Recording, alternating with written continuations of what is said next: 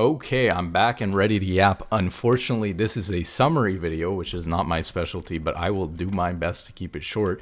A lot of people were, I know a lot of people like the 3-hour videos, but some people, wanted to get the gist without having to watch all 3 hours. I understand that. So we're going to try to make this quick. Essentially, the gist of it is that in season 1 and season 2, we know we had some sort of ELO-like system in League because you had a transparent MMR number or ELO number that was available to you in the client. And then in season 3, something must have happened because obviously they made the MMR number not available to you anymore and locked it behind just the artificial rank. And there was a Reddit post, which I had talked about in the first video about TrueSkill, in which a couple of rioters essentially admitted that they had long since abandoned a traditional ELO-based / MMR-based system and transitioned to something that was at least equivalent to TrueSkill 1, which is a program that Microsoft developed as a matchmaking algorithm for Halo 2, and they did their initial testing on the beta for Halo 2. This was way back in like 2004 or 2005. And since then, Microsoft has recently worked on developing TrueSkill 2, which is a massive improvement over TrueSkill 1. But obviously, there's some concern because what they would essentially say is that this is a skill-based matchmaker that's designed to match players based on their skill level. But because it uses more than win and loss data, its integrity can be called into question because unfortunately it's so complicated mathematically and using so many factors potentially that no player can really understand what goes into it. And Riot can never be transparent about what goes into it because if they told you what went into it, then people could try to game the system by abusing those metrics. So that's obviously a problem. And I agree with a lot of players who are saying, why not keep it simple and transparent instead of making it so complicated and for a very small benefit. Essentially, in the long run, with either system, if you play 200 plus ranked games on an account, you're going to wind up at the same rank no matter what system, as long as it's a skill-based system, whether you're using ELO or some MMR version, or whether you're using TrueSkill, which is like a Bayesian skill rating system. All that means is that instead of a single number, you're going to have like a statistical normal distribution around the mean of a player's skills. So for example, in an ELO system, let's say your ELO was 1200. In a Bayesian system, they would improve that by recognizing that sometimes players play worse, sometimes players play better. And so you actually have like a normal distribution about your average ELO. And they can use that to determine matchmaking. So TrueSkill 1, this old thing that they had probably put in season 3 that was originally developed by Microsoft for Halo, essentially just an upgrade on the ELO system that used that Bayesian probability theory and did a better job of predicting outcomes in team-based games. TrueSkill 2 adds a lot of complexity. So like I just said, you'll end up at the same place after a lot of games because it's a skill-based rating system. But in the short term, Riot wants to put people, especially Smurfs, in as accurate a rank as quickly as possible because they don't want Smurfs to be playing so many games, stomping people below their skill level and making the game not enjoyable for low elo players. And they also want for newer or low elo players for them to be placed at an appropriate skill level, because if they're placed at an appropriate skill level, they're not going to get crushed by being placed too high unfairly by the system. And so therefore, in theory, it would lead to, better outcomes, better matchmaking for games on accounts that don't have very many games played, where matchmaking is the most difficult. So in order to do that, Riot is saying, or TrueSkill 2 from Microsoft is saying, and again, these Reddit posts confirmed that Riot is trying to implement TrueSkill 2 into League of Legends in some form by the end of this year, which we're quickly approaching. Essentially, TrueSkill 2 seeks to add other metrics, like whether you're duoing, how long since your last game. We'll get into that here real quick, even though it's a summary. And they're going to use information like that in order to and also like kills and deaths, which is the big one, in order to determine what rank it thinks you're going to win 50% of your games at, and what rank is like the appropriate rank to put you at in a skill-based system, so that it can get you there faster. And then, of course, as we said, if it's wrong, you will just win more than 50% of your games and you'll climb out. And if it's right, then you'll be placed at an appropriate rank for your skill level. And if it's wrong in the other direction and it places somebody too high, they will also just lose more than 50% of their games and fall back down. So win and loss is still the main factor, but it is not the only factor anymore. So let's get into what the other factors are. So let's see. This is a summary of classic TrueSkill. This is how they compute skill ratings. And let's see.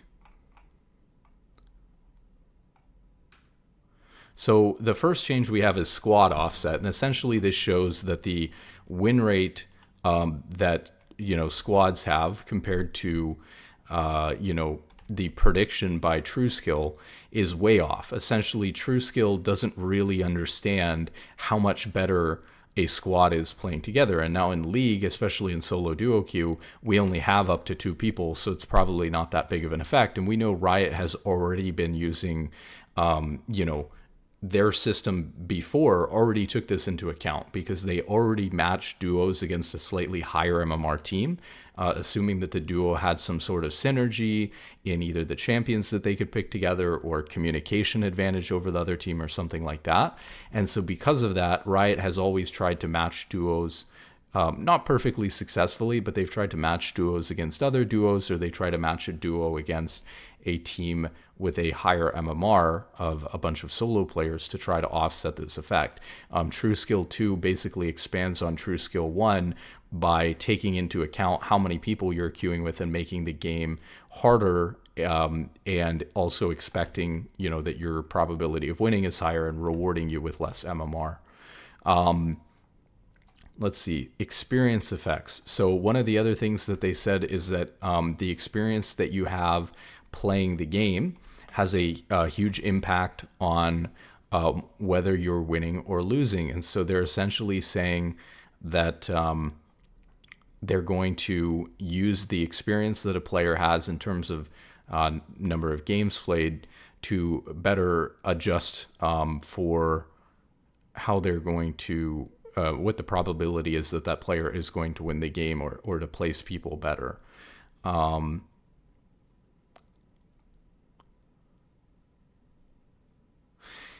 Let's see. And then individual statistics. This is probably one of the most important ones. They are going to be including, and again, the way that they implement this into League can be slightly different than the way that Microsoft has presented the generic version here, because this is meant for like a lot of shooter games like Halo, Gears of War is a lot of what they're talking about here. So obviously Riot has had a proprietary system for a long time that's slightly different to this, and I'm sure that they will work with Microsoft as a very large gaming studio with a huge game. They're going to work with Microsoft to custom tailor this to League. So it doesn't necessarily mean that kill and death data specifically is going to be affecting League, but it is mentioned in the paper that essentially the amount of kills that a player had in their previous match was correlated with having a higher expected win rate. Same thing with like lower amount of deaths, for example. Basically what they're saying is that, like, let's take, for example, if someone's smurfing or if someone's playing above the skill level that they're currently at, they're probably likely to be getting a lot of kills in their previous game. And so what they're saying is that a player with a much higher kill rate has a much higher probability of winning, and they're able to use that to better match and adjust their skill upward. And the same thing the reverse way around, right? Like a player who has a very low kill rate is likely underperforming the rank that they're playing at, and that can be adjusted downward. Now, as people have mentioned with League of Legends, probably they're going to be looking at comparing your kill rate to other people who play the same champion as you, because they'd have to have some way of fairly analyzing whether you're actually outperforming or underperforming, in a fair way, without just assuming that because you're playing, a champion that's easier to get assists on and not die as much on, that you're somehow a better player than somebody who's playing, like we talked about, like me, in engage support, and going to be dying a lot and not getting as many assists, because oftentimes on an engage support, you don't have an ability that you can just put on your teammate to get 5 assists in a fight. Whereas playing an enchanter, you heal or you shield somebody, you're pretty much guaranteed 5 assists in that fight. And obviously an enchanter is supposed to play very safe, supposed to play very far back, has more peeling capability usually, whereas an engaged support, Leona, Rel, etc., are supposed to run into the fight, sometimes killing themselves in the process of engaging. And so we don't want to penalize those players, so we're probably comparing them to players who play similar champions.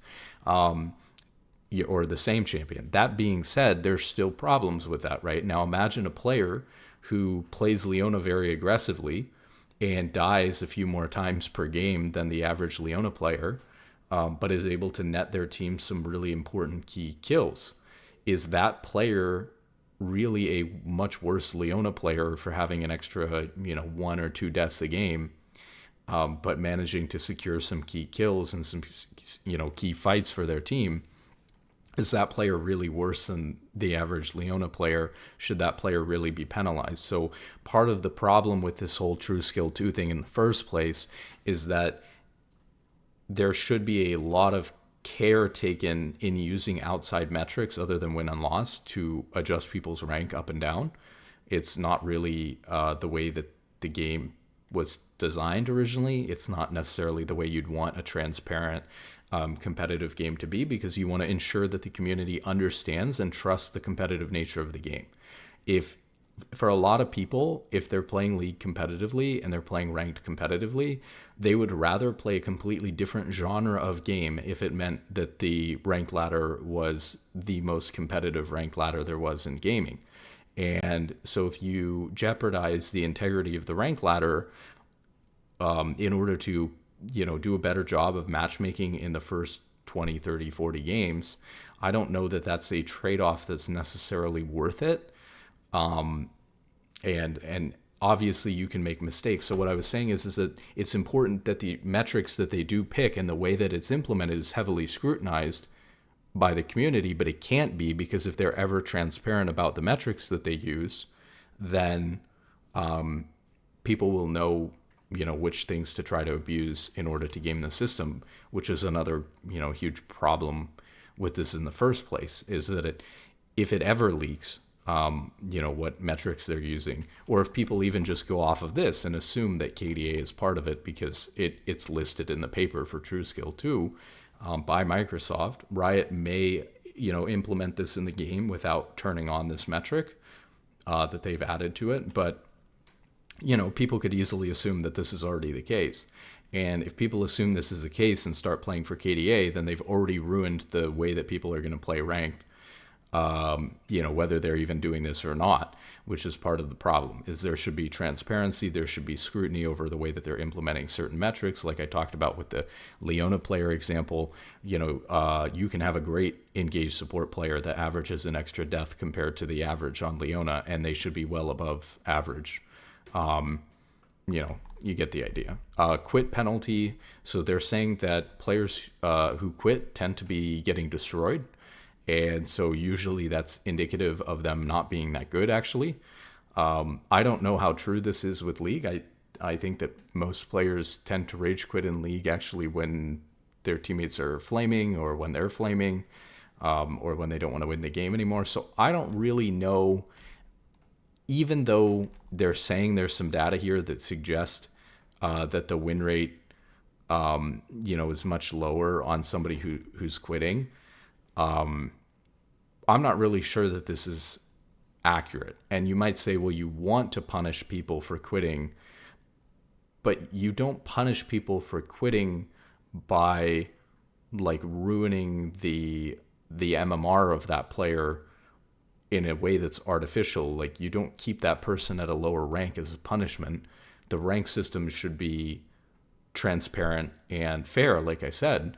And so, that player should maybe be banned. Obviously, we agree on that if they, if they quit, especially if they quit a certain number of times. But I think artificially lowering their rank a little bit is a weird metric. This was one of the ones that stood out as a little bit weird. And then they mentioned some features that didn't need to be added because actually when they added in these other measures, they were offset. And so actually I did mention the amount of days since you last played was being taken into account. And according to this paper on TrueSkill 2, they basically said that they had such good outcomes predicting games without using this metric that they didn't need to include it because it was essentially already covered. Things like experience, for example, already captured if people hadn't essentially been playing in a long time. Mode correlation was, another thing here.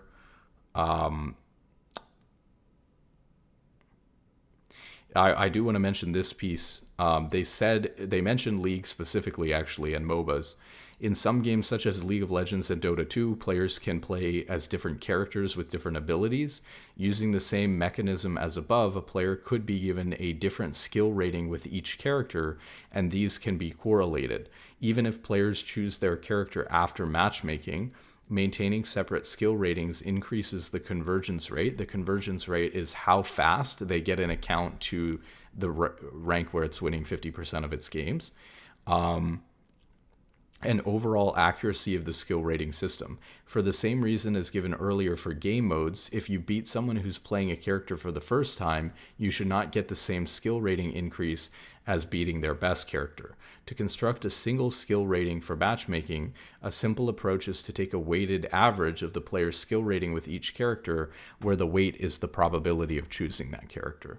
And so, this is something that's really interesting because we talked before about I thought that it wouldn't be practical to implement matchmaking where you had a different skill rating on each champion because you choose your champion in champion select after you queue up. And if you were to try to do it before, like you do in quick play now, for example, that would lead to some really weird outcomes. Like you wouldn't have any draft. Maybe you could have bans, but then you'd just guarantee that one champion you never match against or something like that. You'd never have to play against somebody who mains the same champion as you because you just wouldn't match against them. So there would be some really weird implications of doing it before you pick, or for picking your champion before champion select or before you queue up. But it sounds like they're saying essentially in this paper that in a game like League, they can just assign you a skill rating for each champion. And even if you pick afterwards, since MMR is given at the end of the game, they can essentially, use that to adjust your skill rating and stuff like that. So it does sound like they could potentially have a rank or a skill rating for each champion, which would be really interesting because when we were talking about potentially banning smurfing, one of the problems is, well, what if I want to go learn a different role or a different champion? And I said, well, maybe you could have a rank for each role.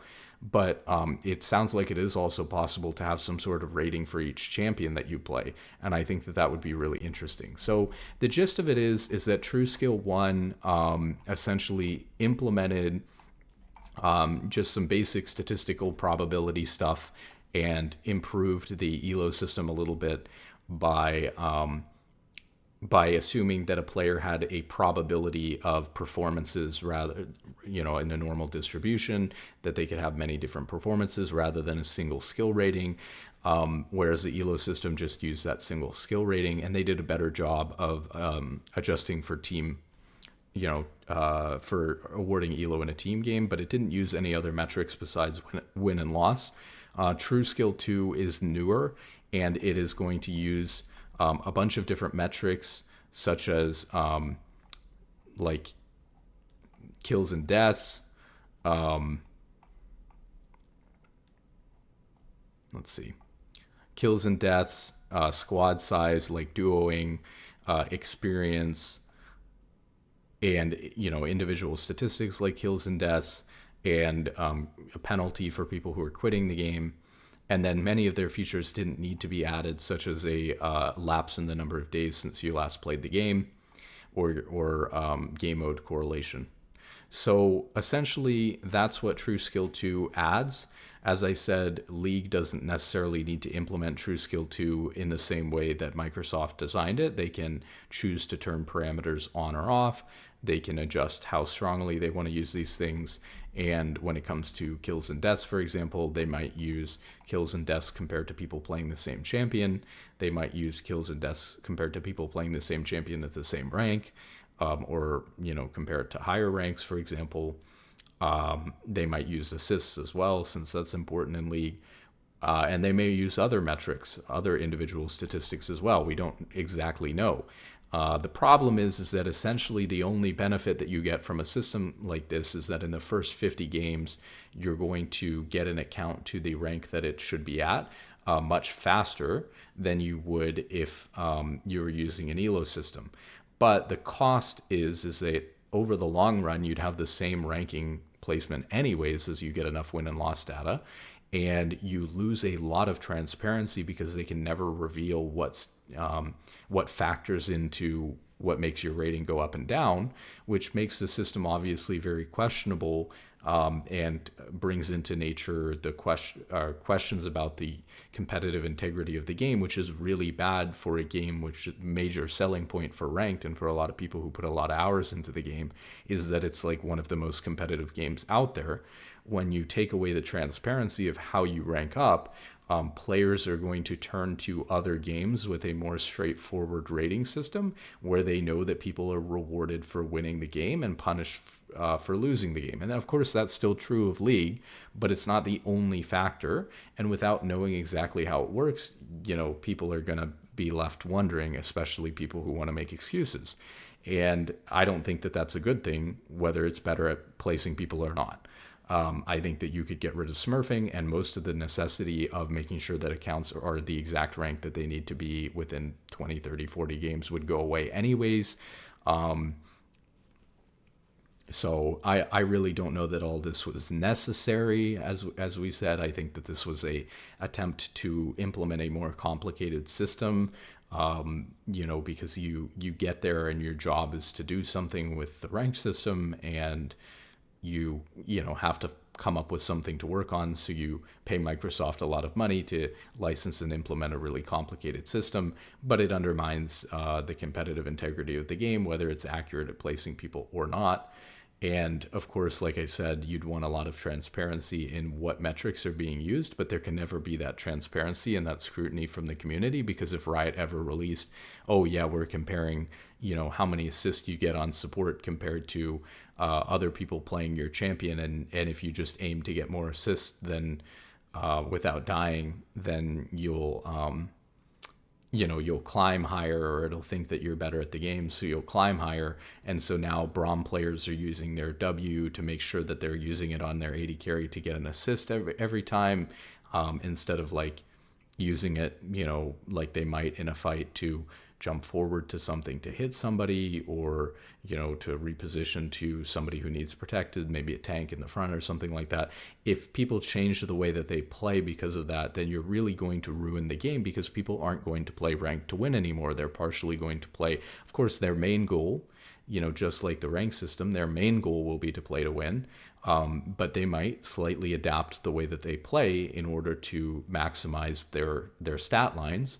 And if they do that, and if they play that way, then that's going to undermine the competitive integrity of the game, because if people are playing for KDA, that's the whole point, is you don't want a ranked system where people are playing for KDA. You want everyone on your team to be trying as hard as they can to win. And that should be the number one and the only priority. So hope that did a decent job of explaining TrueSkill 2 and its implications for the game. If you have any questions about any of these sections here, or anything that I didn't cover here, please let me know, and I'll try to answer those in the comments. So good luck in solo queue, and have a wonderful day.